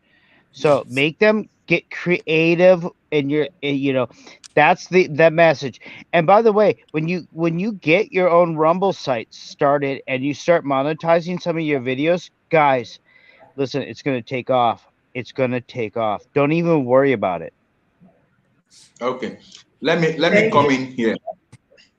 Let me come in here. I was trying to say something before. Based on our experience with what we just went through in the last couple of months, we discovered that so many of these youth, we've just been doing Father Christmas, and now we made amendments to the kind of agreement that should exist between the youth that we are empowering and Cetros Foundation, so that we can always have access to fund to continue to help more youth like this. Over here in the village, about 10 to 12 or so youths, there are about 10 youths that we had a meeting today. We told them what they need to do. Number one is that whatever training we've given them, they must replicate it in the lives of 3 other African youth for free. Then secondly, they also need to have a sense of responsibility by making sure that monthly, by the time they started earning inflow from whatever training we are giving them, from whatever platform we are placing them, they should also have the sense of giving back to the society. So they are supposed to be paying certain amount of money of whatever inflow they get from the help they are getting from Cetros Foundation into Cetros Foundation account, so that we can always have access to cash to really fund this project and more youth. Because as I'm speaking with you, in this village where I am presently, we have hundreds, or I don't want to say thousands, of youths that are here in the village. Now I'm saying this so that we know that everybody must grow with a sense of responsibility. My coming back to Lagos, number one, is to push. I hope the youths are listening. Yes, sir. Number one, as I'm coming back to Lagos, is to push your music stuff. We are going to sign an agreement before we start whatever we are going to do. We are going to promote your music. We will be the promoter. Cetros Foundation will be the promoter of your music. You are not spending your dime on what's it called, on the production. I will follow, and I will help out, and I will jump on board, and I will get enthusiastically involved with this. So thank you, Deo. Thank you, sir. Thank you. Okay, so that's good. We are going to ensure this is done But in return, as inflow starts coming in, as you guys start generating inflow, because especially the music industry, we can, and with the kind of platform that we, the Setros, have built with our life, you will grow very fast. So as inflow is coming in, there will be a percentage that will be going to the Setros Foundation so that we can continue to be able to help more youth. Because once they see that you are gaining popularity and you are gaining inflow, many other youths that are interested in the music world, they'll start coming there for us to help. So I just want you to add this at the back of your mind. We are going to sign a proper agreement that every one of us must pay allegiance to, so that we can continue to run the foundation, so that we don't get to a point whereby we don't have money to sponsor more youths. And maybe by the time you guys, because we discover some of the youths that we assisted, they are just making money on their own. They are not even giving back to the foundation. That is not going to happen again. African youth must learn how to support the next set of youths that we want to help, because I'm not built out to be coming out to be begging for money to pay for the studio that we created for you guys there. Whereas I'm also feeding some of the youth maybe once per day now. All these things, we must all be responsible. And I want you to have that mindset of being responsible. As the inflow is going to be coming, I'm sure of that. But you must also be responsible. We will sign agreement and I will go overboard to make sure that there is inflow. I am not built out the way my life has been constructed. I am not constructed to come and be coming on my channel to be begging people for money to help the foundation when we have spent our life building youths. So that will not happen again. We are going to sign that. Mr. Setru, right? Like we talk about culture. We talked about culture earlier on, right? Which I'm going to just quickly remind us again, right? He said it's an integrated pattern of human knowledge, belief, and behavior that depend upon the capacity for learning and transmission of knowledge to succeeding generation. Now, survivor, right? Which is goal of every humanity, right? So the foundation, we must structure the foundation so that it can survive in every weather, every situation. For generations to come. So for the youth and those that will listen to this, right? In order for the foundation to achieve that survivability goal, it means every member, every person that has come through the foundation, that has been trained or that will be trained or that is being trained currently, has to be a member of the foundation. Yes, so that's what Mr. Setru is trying to explain. So and join that chat room and get on that chat room. We need people getting together in a small area that's our zone, our community, and we want to build from that. And then you can just, I'm sorry. Go ahead, Dr. Ojo. I'm so sorry. So they become a member. They sign an agreement, is including membership, and we need to know from the very beginning when they are starting how long is their training going to be, and what's the projected time that they will start making money. Like, know why they are training. After they have been trained, what's the projected period that they will start making money, and then once you know that projected period, from that time when they start making money, being a member, they have to have certain percentage that they contribute. Either is annually, either is quarterly, which is going to be just a stipend. You see what I'm saying? To the foundation. That's how we can secure the survivability of the foundation. That's how we can continue to transmit and transfer the knowledge from one person to the other. That's how we can be able to train you guys and also be able to train more people next year and the next year and the following year, and it will be ongoing, and a lot of people will benefit. If we don't do that, then it's not going to help. Okay, because presently we still have outstanding $200 for the rent. Is remaining $200 to complete the rent, and I tell you, this will never happen again. I'm not All coming right, online. Dr. Ojo, Dr. Ojo, just get in touch with me by. You said you didn't want my phone number. Uh, I'll give you a credit card. I'll Venmo you whatever you need. But yeah, just can we somehow take care of that last $200? Just let me know. Um, okay. Yeah, I will call you tomorrow. You said I should call you. I'll call you tomorrow. Because once I get done now, I'm gonna go sleep. So I'll call you tomorrow. And see what you want to tell me, and then we'll go from there. Yeah, well, just I'll get a Venmo over to you or a. Do you have Venmo? I do not have Venmo, but Okay. you can use Zelle. Zelle is easy. Zelle? Yeah, do you have Zelle? No, it's an app I can put on my phone.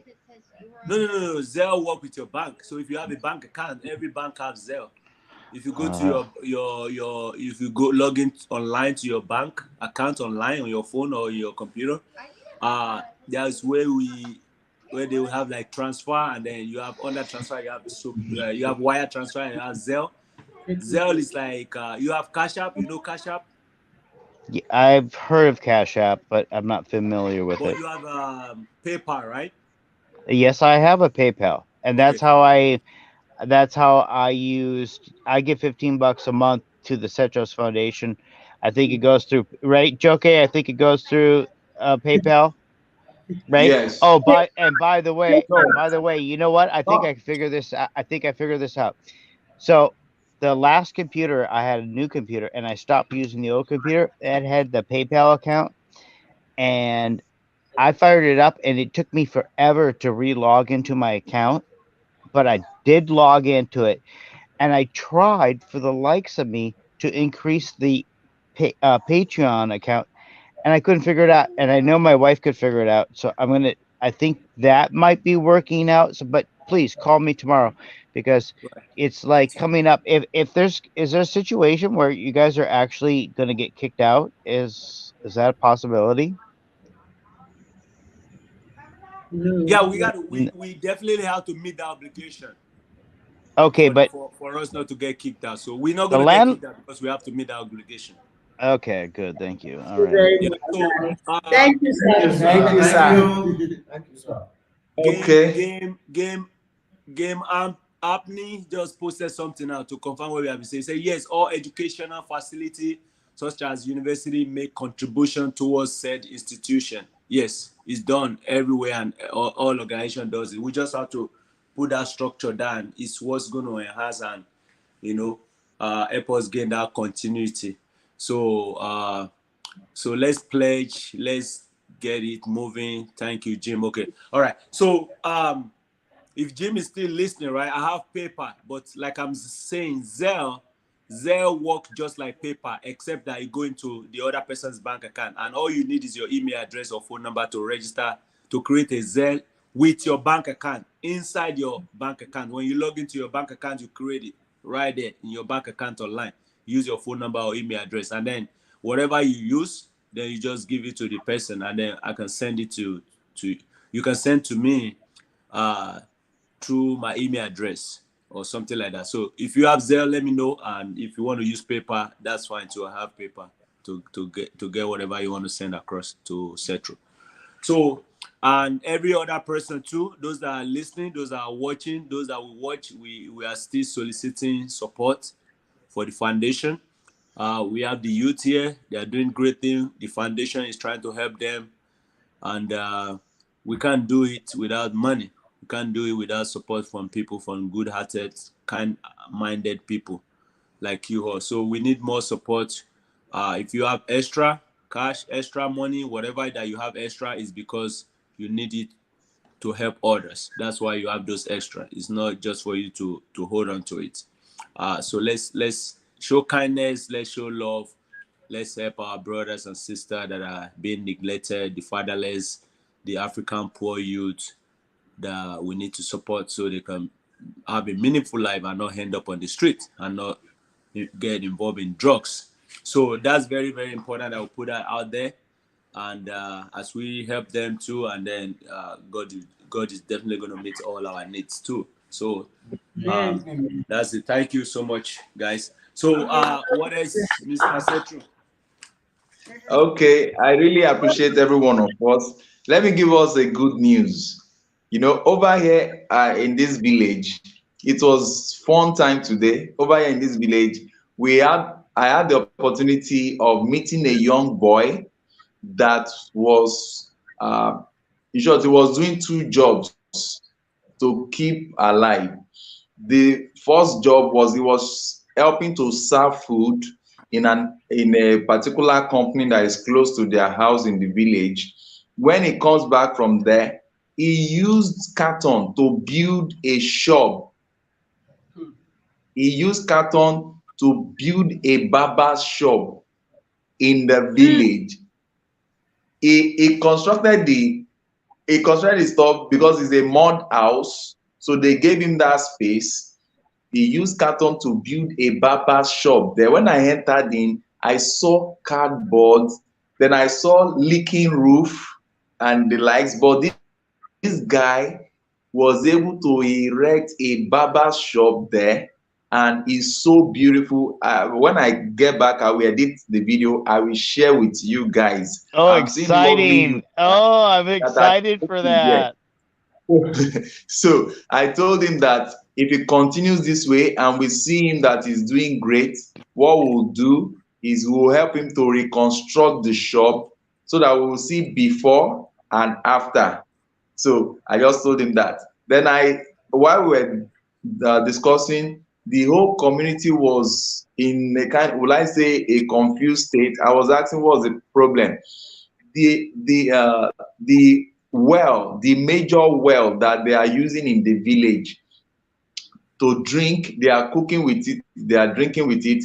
Some youths and some children went to be dropping refuse into that well because it's not covered. Because it's not covered, and the women were angry. In short, it wanted to be something else. I just had to intervene. I was there at the right time.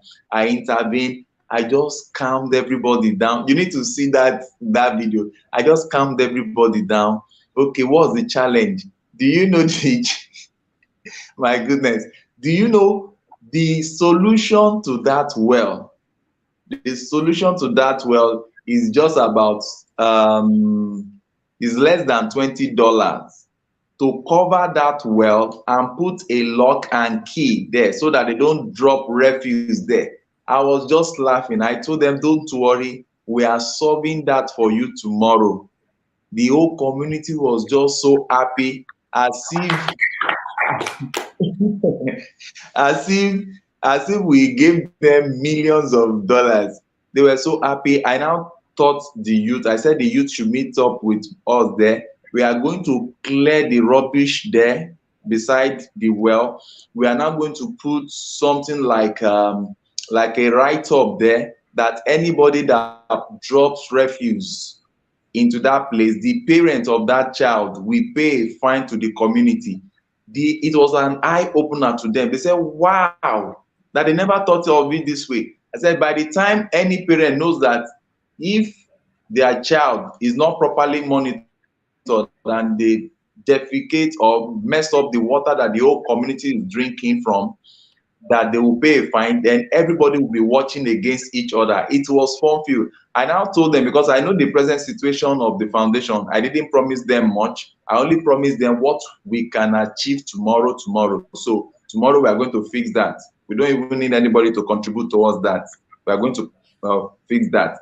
Then secondly, I told them that if I now discover that they are doing things the right way, that after some time, maybe months or so, we watch and see that they are doing things the right way. The community, the village needs a borehole where they can get water that they can be drinking from and the likes. So we'll come back later to investigate how they are able to use this one that we have done for them. will now drill a borehole for that community. I'm telling you, everybody was just jubilating. And I was, in short, I just pray that by the time I get back to Lagos, you guys will see a whole lot that will be edited there, because I didn't have a laptop to work with here, because the laptop screen is bad. So when I get back to Lagos, we are going to work on it, and it's just going to be so blessed. We have so many youths that are going into spare parts, into a whole lot. So I'm so happy to conclude this with you, and me coming online to see these beautiful, handsome youths in at the foundation that are not that are saying no to poverty and yes to hard work, because hard work pays. There is dignity in labor. I promise you that my mind is already in Lagos, but I need to finish up the missionary work here in the village, because this is a missionary work in the village here. And I'm so happy that I'm back to the villages to go and pick youth raw from where they are. And it's fantastic. Then November 26th, we are going to be having our annual youth conference.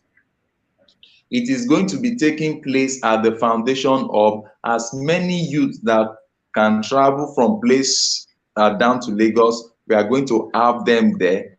Those in this village, because it's very far and their roads are terrible. You see it in the video. I've told them, I've formed the WhatsApp group for them. We are going to send money for data to them. So they are going to link up with us. We've gotten a place where they will link up with us live. They will join us live. And I hope New Bimi is seeing this. I want you to strategically arrange how your youth also can join us. We want to listen to their music. We want to see them perform. We want our youth here, because you see musicians, we already have worldwide musicians here, because we'll look at today and we'll be laughing. They will also perform. The fashion youths will also display their work on the walkway, what they have created. We'll have those that are into food, they will prepare food that we are also. So it's going to be fun time. And I tell you, I want Nubimi, if you are listening to this, get the youth in America. What's the name of this place?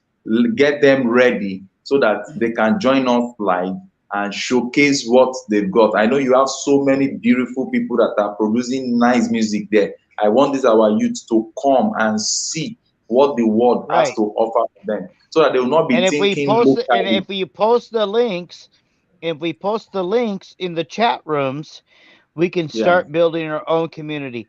And on top very of well. it, by the way, Deo and Dr. Ojo are experts in branding, and Joke knows this because she married Deo. And it's 100% true. They made the Cetros Foundation by branding themselves. And folks, this is like the orientation of Business 101.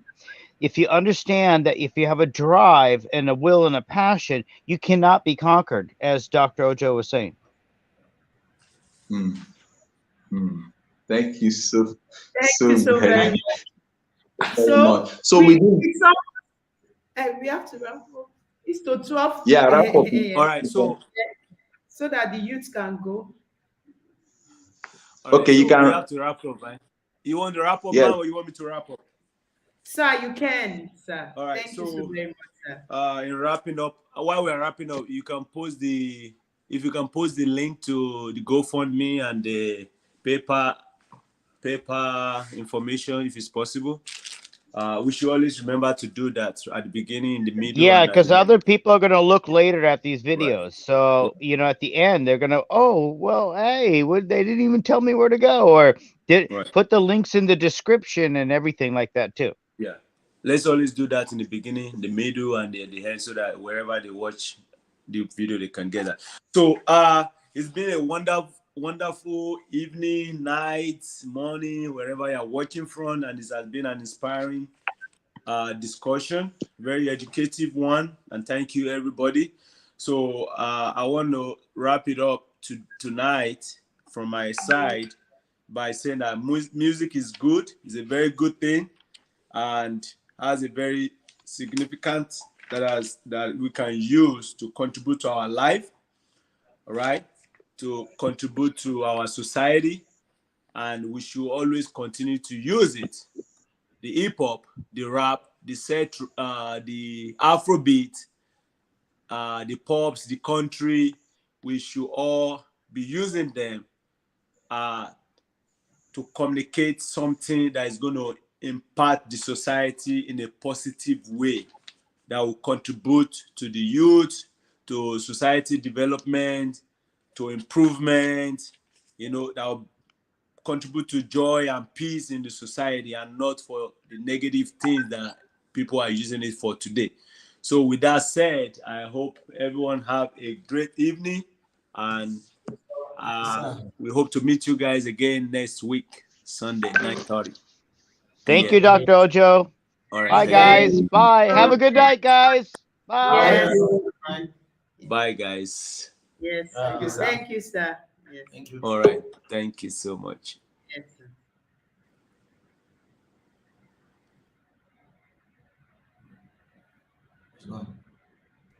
End broadcast. Huh?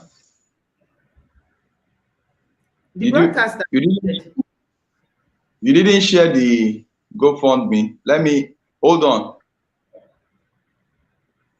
Okay. I Now. send the GoFundMe. Wait, don't hand it first. So I send the GoFundMe link to you.